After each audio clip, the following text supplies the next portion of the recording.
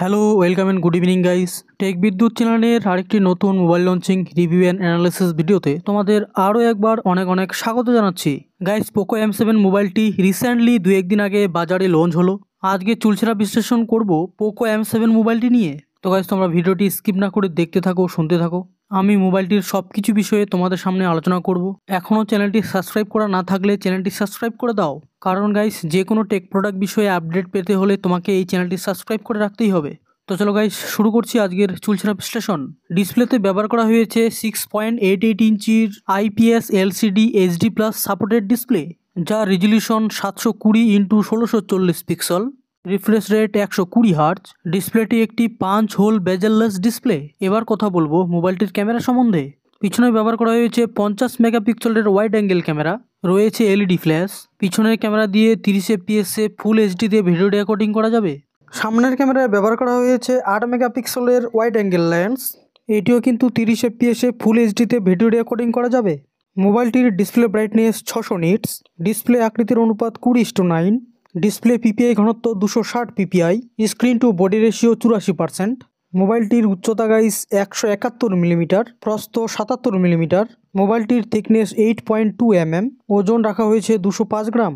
মোবাইলটির back panel plastic দ্বারা finish করা হয়েছে। জল এবং ধুলোবালি প্রতিরোধী হিসেবে ব্যবহার করা হয়েছে IP52 প্রোটেক্টর। মোবাইলটিতে ক্যামেরা ফিচার হিসেবে রয়েছে HDR, burst mode, digital zoom, auto focus, face detection, filter ইত্যাদির মতো গুরুত্বপূর্ণ ফিচার্স। এবার কথা বলবো মোবাইলটির টেকনোলজি এবং ROM এবং RAM নিয়ে। মোবাইলটির operating system Android 14, custom UI HyperOS। Processor ব্যবহার করা হয়েছে Qualcomm Snapdragon 4 Generation 2। CPU ব্যবহার করা হয়েছে 2.2 GHz অক্টা কোরের CPU। র্যাম টাইপ ব্যবহার করা হয়েছে LPDDR4X। গ্রাফিক্স ব্যবহার করা হয়েছে Adreno 615। ROM এবং RAM হিসেবে মোবাইলটিকে দুটো শ্রেণীতে ভাগ করা হয়েছে। প্রথমটি 6128 এবং দ্বিতীয়টি 8128। রয়েছে 2 বছরের অপারেটিং সিস্টেম আপডেট এবং রয়েছে 4 বছরের সিকিউরিটি আপডেট। এবার কথা বলবো মোবাইলটির কানেক্টিভিটি নিয়ে। মোবাইলটির কানেক্টিভিটি গাইস 5G ভোল্টি। এছাড়াও রয়েছে 4G, 3G এবং 2G কানেকশন। এছাড়াও রয়েছে Wi-Fi 5 কানেকশন, হটস্পট, রয়েছে ব্লুটুথ 5.0।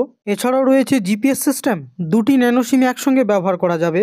সঙ্গে ব্যবহার করা যাবে 1 TB পর্যন্ত এক্সট্রা মেমোরি কার্ড। মোবাইলটিতে মাল্টিমিডিয়া হিসেবে রয়েছে FM রেডিও, 3.5 mm এর হেডফোন জ্যাক। সেন্সর হিসেবে রয়েছে ফিঙ্গারপ্রিন্ট সেন্সর। ফিঙ্গারপ্রিন্ট সেন্সরটি রয়েছে পাওয়ার বাটনে।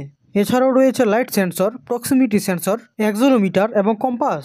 এবার কথা বলবো মোবাইলটির ব্যাটারি সম্বন্ধে। রয়েছে 5160 mAh এর হাই পারফরমেন্স ব্যাটারি, সাথে দেওয়া হয়েছে 18 ওয়াটের ফাস্ট চার্জিং। এত কিছু আলোচনার পর এবার আসবো মোবাইলটির দাম কত হতে চলেছে।